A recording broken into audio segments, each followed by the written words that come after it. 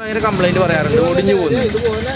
Liver ഇട്ടിട്ട് പിടിച്ചു കഴിഞ്ഞാല് പോകും. അല്ല, അവർക്ക് അത്ര ഹൈറ്റ് വേണ്ടേ? എക്സ്റ്റെൻഡ് ചെയ്തല്ല അഴിച്ചിട്ട്. ഇതിപ്പോ ഓൾറെഡി ഫോർക്കിന്റെ ഹൈറ്റ് ഉണ്ടല്ലോ, ഡാഷ്ബോർഡിന്റെ മേളിൽ എന്താണെന്ന് നിൽക്കും, ഹൈറ്റ് ഉണ്ട്. നമ്മള് അപ്പൊ ഇങ്ങനെ മാത്രം ഇട്ട് പിടിക്കാവുള്ളൂ. ടീറാഡ് മാത്രം ഇട്ട് പിടിക്കണം. ടീറാഡ് മാത്രം ഇട്ട് പിടിക്കുക, അടിക്കാവുള്ളൂ.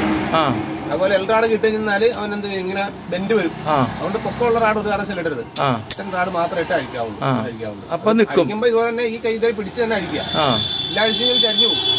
ഇതിപ്പോ ചരിയാണ്ടിരിക്കാനായിട്ട് ഇതുണ്ട്, ഇതിനകത്തെ ഗ്യാപ്പ് ഫ്രീ വണ്ണായിരിക്കും ഫോർക്കിന്. ഇതുണ്ട്, ഇതുപോലെ നിൽക്കണം, ഈ പ്ലേ ഉണ്ടാകാൻ പാടില്ല.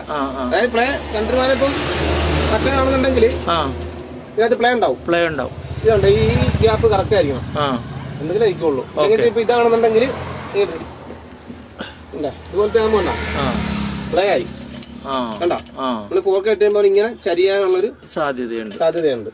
ഇതാകുമ്പോ മാക്സിമം ശരിയാ നിൽക്കും. ബാക്കി നമ്മള് കൈ ഇവിടെ സപ്പോർട്ട് ചെയ്ത് പൊക്കം കുറഞ്ഞ റാഡ് ഇട്ടിട്ട് പിടിക്കുക.